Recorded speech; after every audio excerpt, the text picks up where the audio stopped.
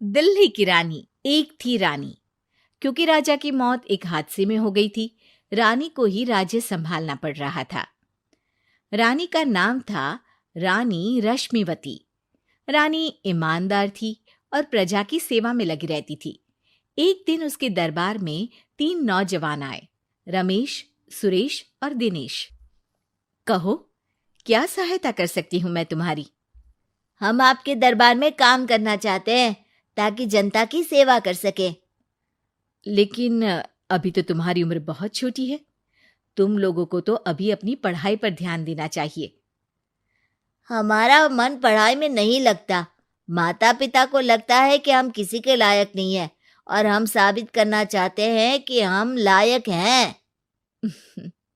उत्साह बहुत अच्छा है, मगर अभी उम्र कच्ची है तुम लोगों की। अरे उम्र से क्या होता है रानी जी?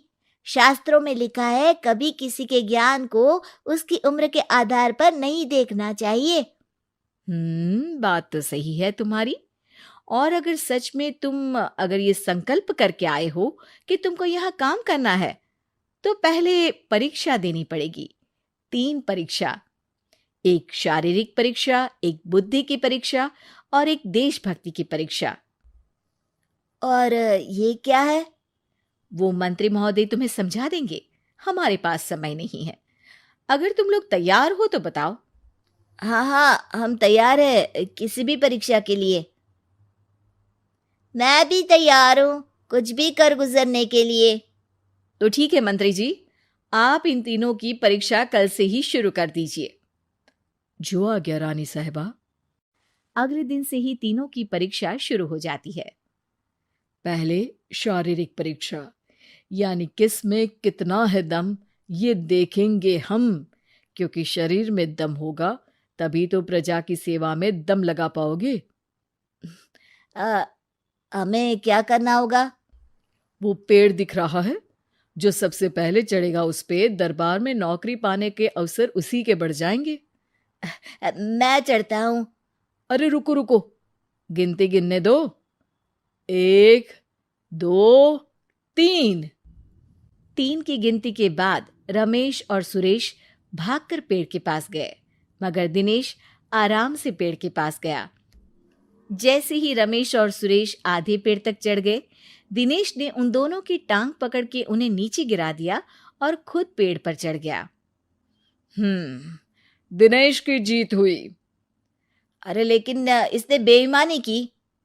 बेईमानी नहीं की, बुद्धि लगाई। शरीर के दम के साथ दिमाग में भी दम होना चाहिए। क्यों मंत्री जी? हाँ हाँ, बात तो तुम्हारी सही है, लेकिन बात अगर बुद्धि की है तो बुद्धि की असली परीक्षा हम कल लेंगे। शाम को जाकर मंत्री रानी को सब बता देते हैं। यानी दिनेश उन सब में ज्यादा होशियार है। जी रानी साहिबा। अगले दिन तीनों की बौद्धिक परीक्षा का समय होता है। आज हमें क्या करना है मंत्री जी? थोड़ा सब्र करो, कल जल्दबाजी में ही हारे थे तुम। सही कह रहे हैं मंत्री जी। अरे तू क्यों ज्यादा बोल रहा है? तू भी तो हारा था ना कल। ए दिनेश, ज्यादा होशियार मत बन। अरे अरे अरे, लड़ो मत। आज की परीक्षा पर ध्यान दो। आज की बौद्धिक परीक्षा में ये कुछ बोरे हैं, कुछ में नमक है और कुछ में रुई। जिसको जो ले जाना है उठा लो। देखते हैं कि कौन जल्दी से कोई भी एक बोरा नदी के उस पार लेकर जाता है। समय शुरू होता है अब। तीनों बोरों की तरफ बढ़ते हैं। सुरेश, नमक की बोरी भारी है, ले जाने में मुश्किल होगी। हाँ हाँ, सही कह रहा है, रुई हल्की है, हम दोनों रुई लेकर चलते हैं। अरे भाई, मैं तो नमक लेकर जाऊंगा। रमेश और सुरेश ये सोचकर हंसते हैं कि आज तो दिनेश हार ही जाएगा। दौड़ शुरू होती है। 1, 2, 3। तीनों नदी की तरफ भागते हैं। रुई में वजन कम होने के कारण रमेश और सुरेश आगे निकल जाते हैं और दिनेश थोड़ा पीछे।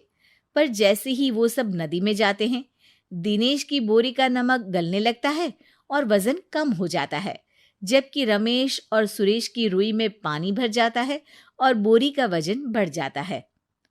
अरे ये इतनी भारी क्यों हो गई रमेश? अरे मुझे क्या पता, शायद जादुई बोरी है। अरे लगता है कि हम बेवकूफ बन गए। बने नहीं हो, तुम हो ही बेवकूफ। इतना तो पता होना चाहिए कि पानी में नमक गल जाएगा। दिनेश का पूरा नमक गल जाता है और बोरी खाली हो जाती है। वो जल्दी से रेस पूरी कर लेता है। इस परीक्षा के विजेता भी दिनेश ही हैं। उसने दिमाग लगाकर दिखा दिया कि वो बौद्धिक परीक्षा में भी रमेश और सुरेश से आगे है। अब कल तुम्हारी देशभक्ति की परीक्षा होगी, जो स्वयं रानी मां लेंगी।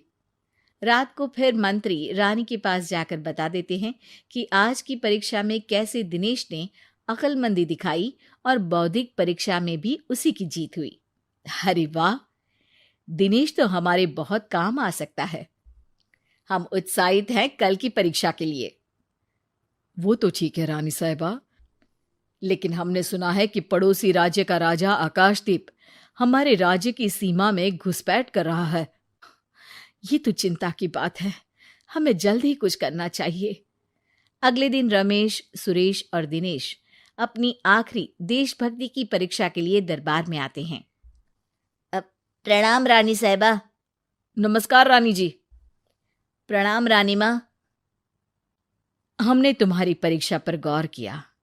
दिनेश आगे हैं। हम तुम तीनों में से किसी दो को ही दरबार में काम दे सकते हैं। किसी एक को आज जाना होगा। तो देशभक्ति की परीक्षा के लिए तैयार हो? पूरी तरह से।